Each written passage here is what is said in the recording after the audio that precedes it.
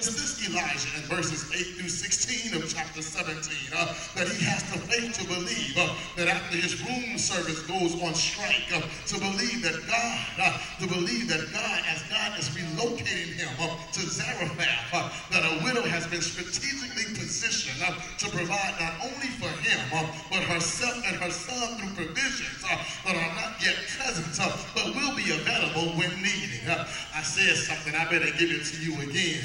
It is this Elijah that has the faith to believe that after his room service goes on strike, to believe that as God is relocating him to Zarephath, that a widow has been strategically positioned to provide not only for him, but herself and her son through provisions that are not yet present, but will be available when needed.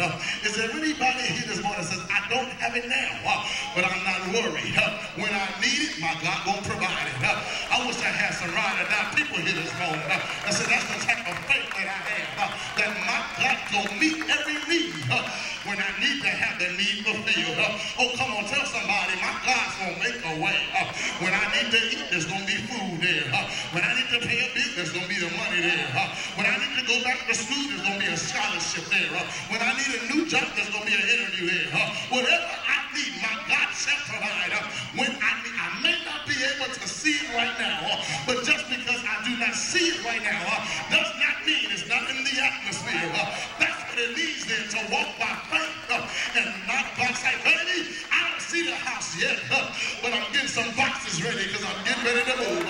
Baby, I don't know what the job is, but I'm getting ready to have some cards made up that say CEO, because there's a job, there's a blessing in store for me, and I'm walking by faith and not by sight. Look at somebody and say, neighbor, hear me loud and clear. This is what you have to do. Walk by faith and not by sight. Elijah, in verses 17 to 24 of chapter 17, Elijah has the faith to believe that if he cries out to God on behalf of the widow, her dead son shall be revived, and he cries out and the son is revived. It's this Elijah in chapter 18. He's moving by faith, and now he confronts 450 prophets of Baal, 400 prophets of Asherah on Mount Carmel. It was an ancient cage match. You remember the story. Elijah said, I tell you what, Ahab, you call all your false prophets together, have them meet me on top of the mountain. So they meet up on top of the mountain. He says, go ahead, set up the sacrifice. And so they go ahead and they prepare the sacrifice. He says, go ahead, call on your God. And from the time the sun comes up until the time the sun goes down, they call on their God, but he is nowhere to be found. Can I just pause right there and tell somebody that I'm glad I got a God that I can call on morning, noon, late night, midnight, twilight, whenever I call him, he will be there. Do I have a witness here this morning? Is there a mother here that says, I called him in the midnight hour and he was there? Do I have a father in the house this morning that says, when I go down on my knees in prayer and stretch my hands to God, God will show up? But these false prophets were calling on a God that did not show up from the sun up to the sundown. And so Elijah says, step aside. Elijah says, let me prepare my sacrifice. He says, build me an altar of stones before this sacrifice. He says, go ahead, dig a trench around this sacrifice. He says, go ahead, prepare the sacrifice. He says, go ahead and saturate it with water. Go ahead and saturate the sacrifice with water. Go ahead and pour water all on top of the stones. Go ahead and pour water all on top of the sacrifice. Go ahead and put water all in the trenches. Go ahead and saturate it till it's soaking wet. And then he says, watch this. Father, it's me standing in the need of prayer. I need you to show up right now and let them know that there is not but one God. And God sends out a consuming fire that saturates, that consumes up the sacrifice. Can I tell somebody this morning, if you want to get God's attention, what you have to do is learn how to saturate your praise. You got to learn how to saturate your praise. You got to put some praise. Saturate that sacrifice with praise. You begin to just call on him and say, God, it's me. I'm standing in the need of you. I need you. I love you. I adore you. I worship you. You're worthy to be praised. And watch how he will show up. Is this Elijah that he prayed? And when he prayed, he believed that God would make a way.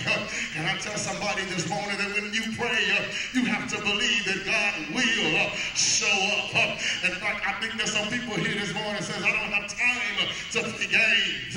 When I call out to God, I need him to hear and answer my prayer. Because I'm dealing with too much in life to be playing with this thing. I'm going through too much in life to be playing with this thing. But I need to know that when I send up a prayer to God, he will hear and answer my prayer. I need to know when I call out to God, he will show up. He may not come when I want him to come, but I need to know that he will show up on time. Is there anybody here this morning says, I need something from God? I need him to move in my life. I need him to turn some things around in my life. I need him to open up some doors on my behalf. Well, it says, not only must you believe, but you got to understand that oftentimes we do not have because when we ask, we do not have because we do not ask. And when we do ask, we ask not believing it shall come to pass. But you got to believe that whatever you need God to do in your life, if you seek his face, he'll hear you and answer your prayer. Look at somebody and say, you have to believe. It's this Elijah in faith. He prayed, and as he prayed, the fire of the Lord fell down from heaven. I told you a few weeks ago that when you move God by your faith, God will move with favor. Is there anybody here this morning says, I'm walking in that favor? I'm living on the water. Because I'm learning how to walk by faith and not by sight. Move God with your faith and he'll move with favor. That means that you'll get the job that you're not qualified for because you're moving by faith and God is moving by favor. That means that you live in a house that your neighbors will say, how you live there because I'm operating by faith and my God is moving by favor. That means you'll drive the vehicle that they say you cannot afford. How you driving it? Because I'm moving by faith and my God is moving with this favor. There's an anointing on my life. Is there anybody here this morning say that's my testimony?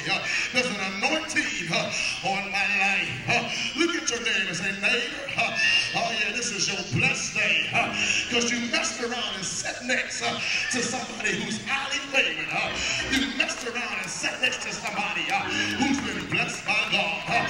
I gotta pause right here and make sure I'm talking to the right people. Is there anybody in the house this morning say, preacher, you talking about me? I'm blessed and I'm highly favored. That's why I don't have time to complain because all I have to do is look around and I can think things over and say, I am blessed. I'm looking for some people that know they're blessed this morning. That when you look back over your life and all the Lord that brought you through, here you are eating what you need. Here you are looking good with yourself. Oh, come on and just be real and tell somebody, don't hate, celebrate. I'm blessed and highly favored. I wish I had some people here this morning that really knew how blessed you are. That you got up this morning.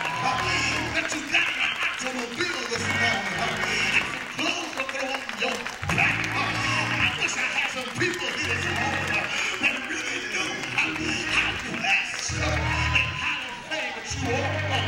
Because the anointing of God is on your life.